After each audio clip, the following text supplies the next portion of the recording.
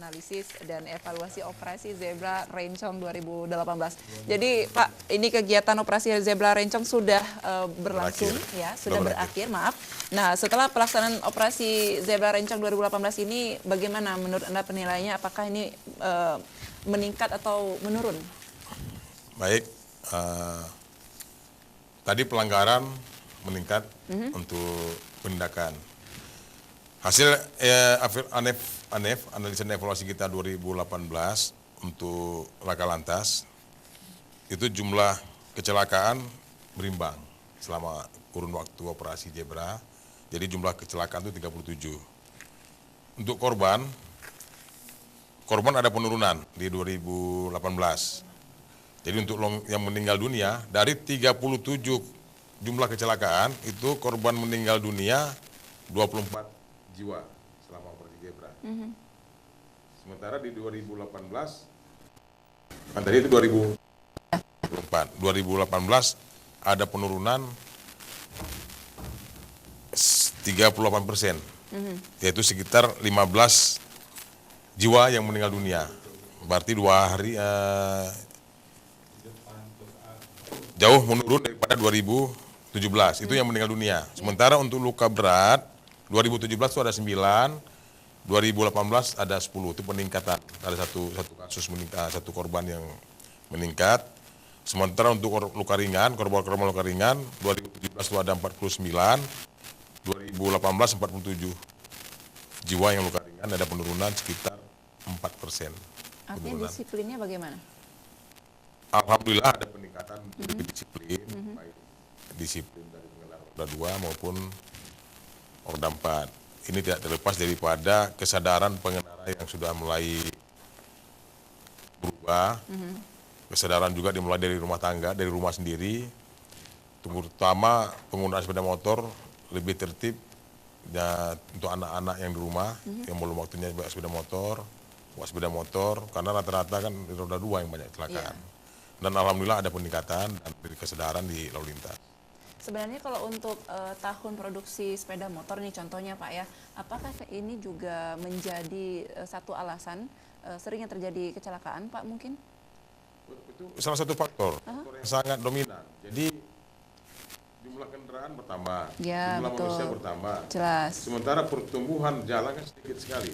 Setuju. Paling jalan yang lama diperbaiki atau ditingkatkan, tapi secara umum kita bisa lihat sendiri setiap tahun ribuan kendaraan bertambah di Aceh, itu Aceh dan sekitarnya. Dan sangat dominan terjadi kemacetan diawali dengan pelanggaran. Sehingga meningkat ke kecelakaan. Itu diawali semua dari pelanggaran. Baik. Nah Pak, kita belum tahu nih sebenarnya tujuan untuk digelar operasi Zebra Rencong 2018 ini apakah hanya sebagai agenda tahunan atau bagaimana nih Pak tujuan yang jelasnya? Setiap operasi kan punya tujuan, punya perencanaan, punya tujuan, punya misi. Ini semuanya berkala, setiap tahun kita buat kegiatan ini setiap tahun. Kita bisa bayangkan ada gelar operasi Zebra Rencong 2018 saja pelanggaran meningkat, korban meningkat, bagaimana kok tidak sama sekali? Kita bisa lihat selama operasi Zebra ini kita bisa menekan angka pelanggaran maupun kecelakaan, terutama korban jiwa. Jadi semua punya tujuan dan punya misi dalam rangka menciptakan Kamseltipcer Lantas, jadi keamanan, keselamatan dan ketertiban kelancaran lalu lintas. Semua itu dalam rangka memberi kenyamanan, rasa aman bagi pengguna jalan raya. Oke, baik. Nah pemirsa silakan untuk Anda yang ingin bertanya langsung kepada Bapak Zaki di 081279828284. Untuk topik sore hari ini analisis dan evaluasi operasi Zebra Rencong 2018. Pak Zaki, kalau ketika digelar operasi tersebut, bagaimana untuk data ataupun kasus curanmornya sendiri? Kebetulan kalau curanmor kita tidak menangani, karena itu ada operasi khusus di reserse itu nanti. Baik. Kita lebih banyak pada pelanggaran lalu lintasnya saja. Baik, nah kalau untuk upaya pencegahan ataupun mengurangi kecelakaan lalu lintas ini di jalan seperti apa?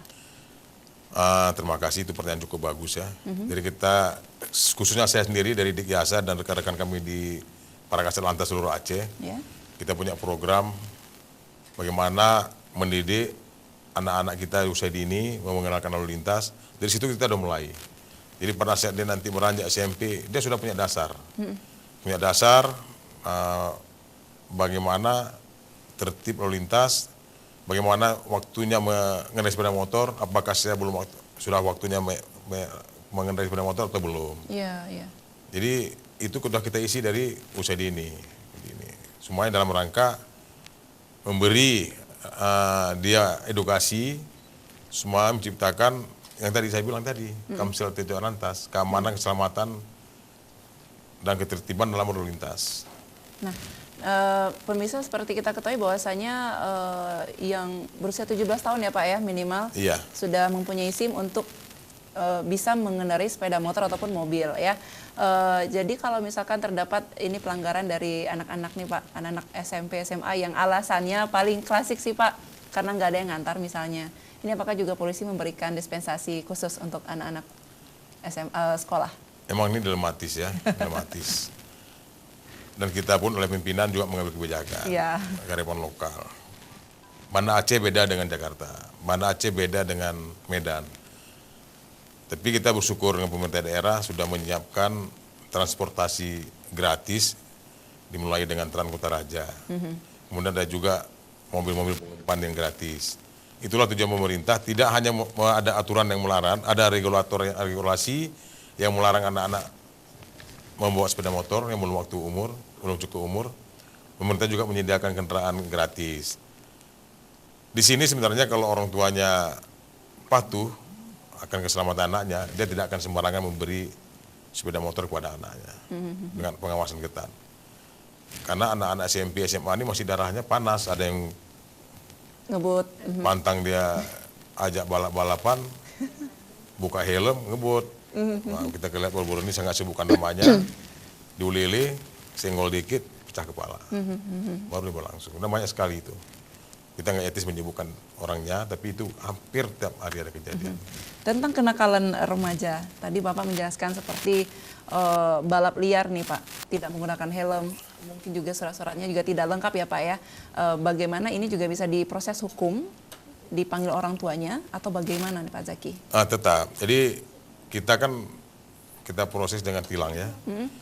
Tilang, kemudian kalau dia bawa umur, apabila dapat suatu dia, apalagi tengah malam-malam minggu, balap-balap liar, kita sering panggil orang tuanya, kemudian waktu saya kasar lantas juga kita pernah praktekkan, orang tua kita panggil, termasuk kepala desanya.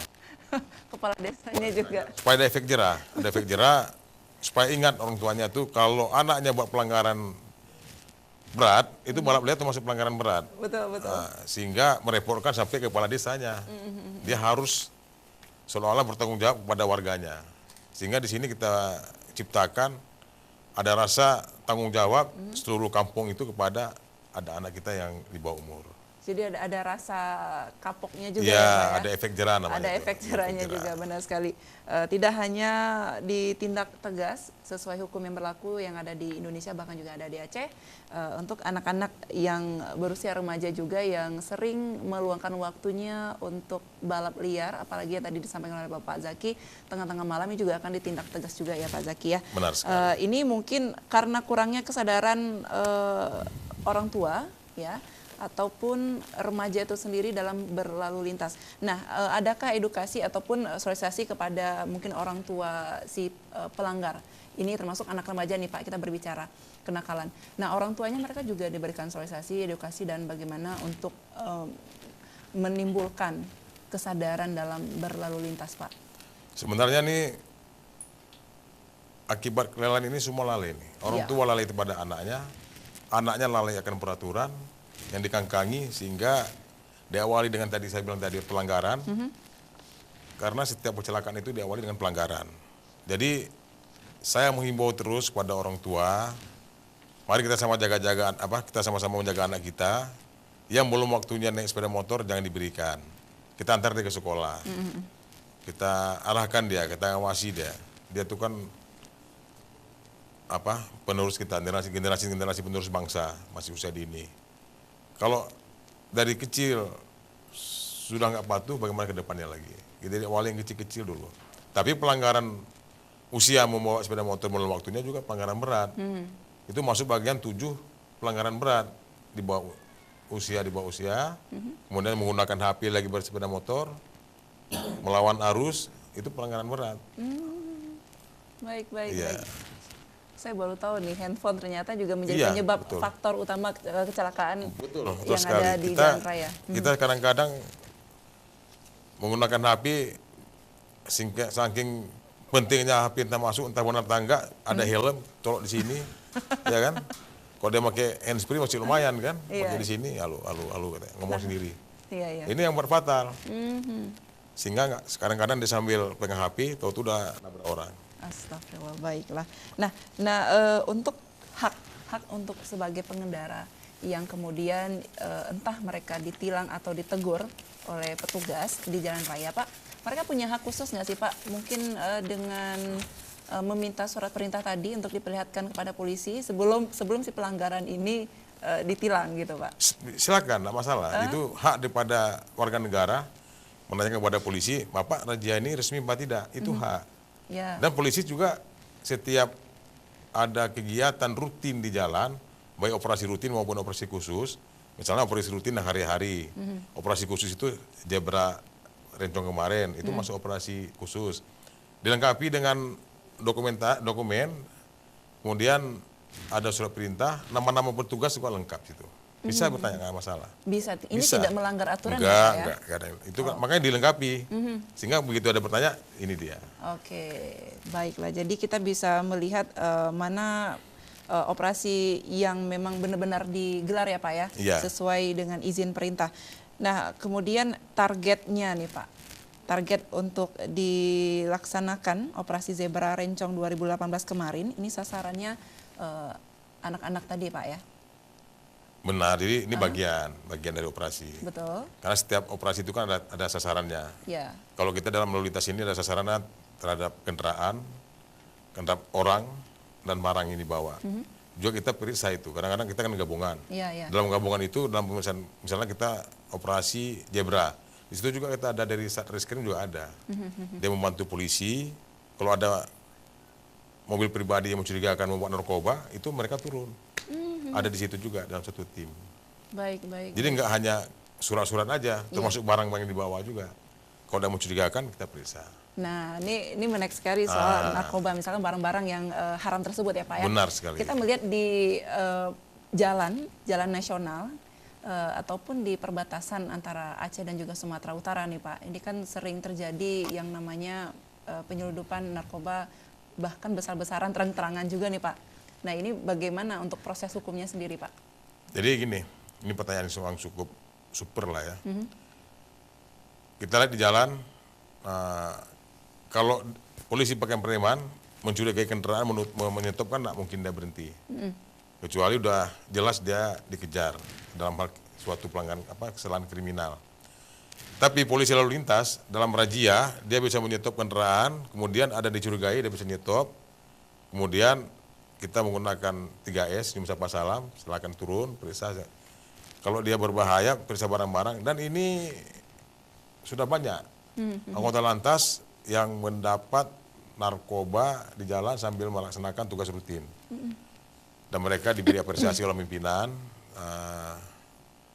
sehingga merasa tugasnya dihargai. Dan banyak yang sudah kita lihat, baik sabu-sabu, ganja maupun barang terlarang lainnya, termasuk senjata tajam, kendaraan curian di jalan cukup banyak dapat dari operasi yang dilaksanakan oleh lalu lintas di jalan. Bagusnya sekali, tugas dan kewajiban dari kita juga harus diperhatikan.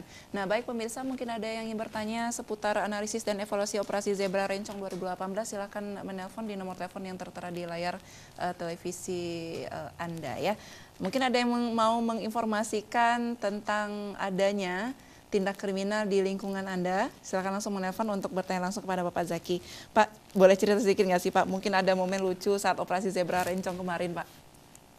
Sebenarnya kalau momen-momen lucu itu banyak, tapi yang sudah umum dari Sabang sampai Merauke, ya sama aja. Kalau ada raja depan, dia berhenti, pura-pura gunakan HP, kemudian balik kanan. Tapi di sini kita himbau janganlah. Kalau ada razia ikuti saja.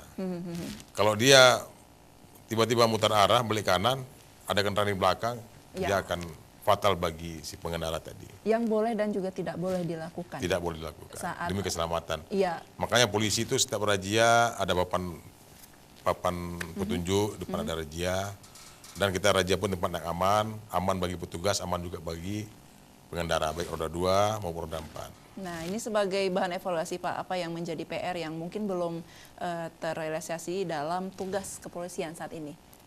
Misalnya? Bagian lalu lintasnya. Oh enggak, kita terus ya. Jadi kita tidak ada yang terrealisasi, semua terrealisasi, tapi kita rutin terus setiap tahun. Programnya kita terus meningkat.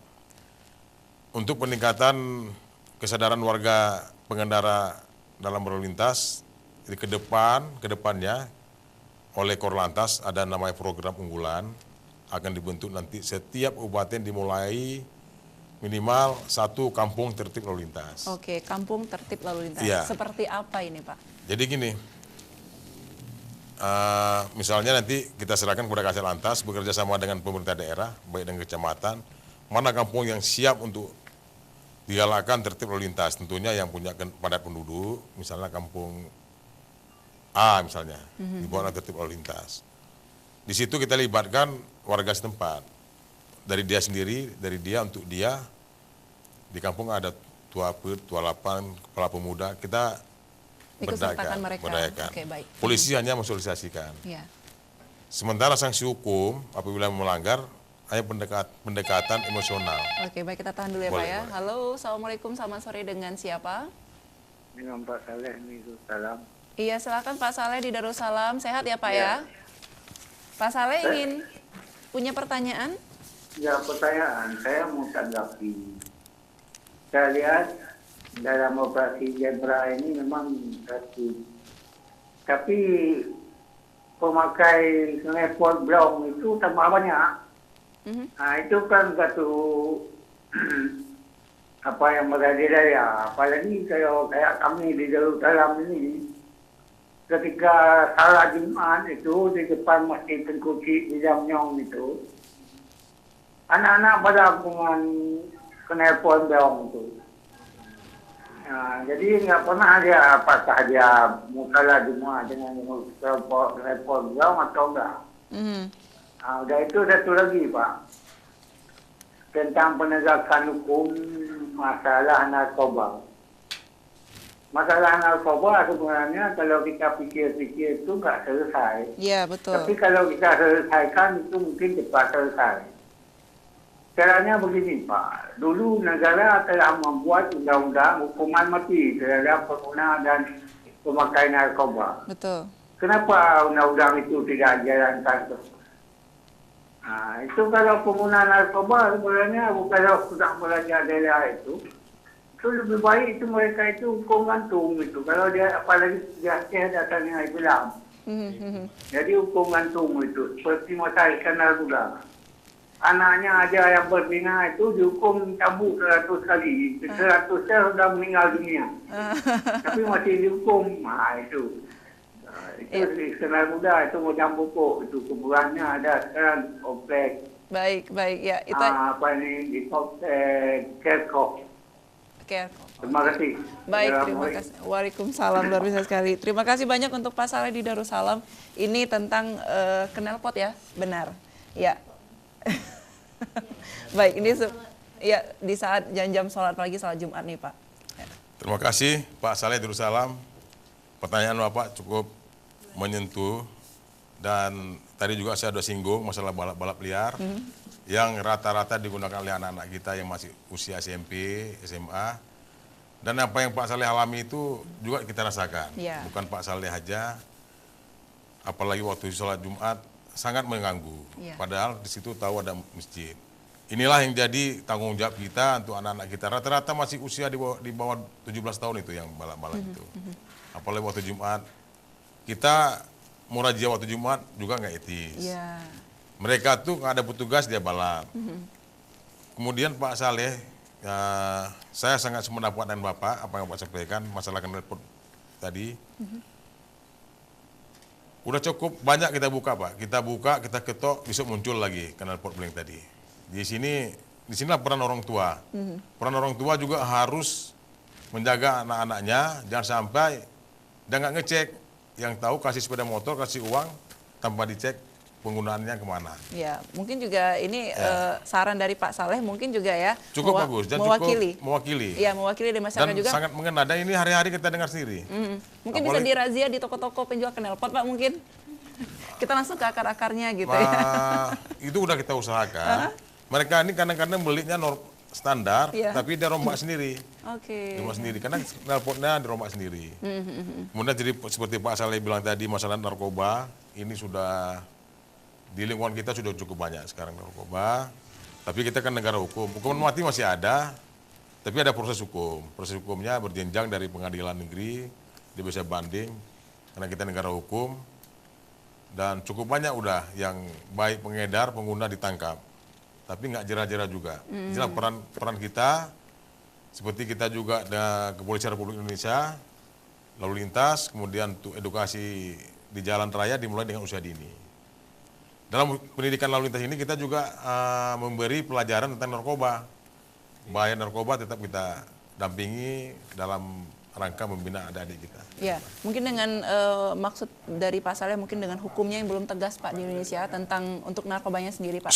Sebenarnya sudah cukup tegas, tapi kan punya proses hukum berjenjang. Nah, memang itu bukan domain saya dalam menjelaskan, tapi secara umum kita lihat masih ada. Ya prosesnya agak panjang. Oke, Pak, ini kembali soal knalpot yang tadi Pak. Sama seperti Pak Saleh, kita juga sering sekali ini terganggu dengan suara bisingnya knalpot sendiri. Nah, untuk tindakan dari masyarakat mungkin dari Pak Saleh, orang-orang tua di kampung misalkan, tindakan seperti apa? Nah, seperti tadi saya bilang, kita punya program unggulan kampung tertib lalu lintas. Oke, baik, benar. Tertib lalu lintas minimal seperti yang saya sampaikan nanti ada, termasuk knalpot tadi, itu masuk dalam rangka tertib lalu lintas. Ini sebenarnya kok nanti udah terbentuk, ini menjadi program unggulan daripada lalu lintas, di mana kita libatkan masyarakat, tokoh-tokoh masyarakat, tokoh-tokoh pemuda, tokoh-tokoh agama, dalam rangka membina. Jadi membina itu nggak harus khusus di Manasa, sambil jalan, sambil gotong royong, ada pelanggaran, ditegur. Kita polisi lebih pada ke sosialisasi.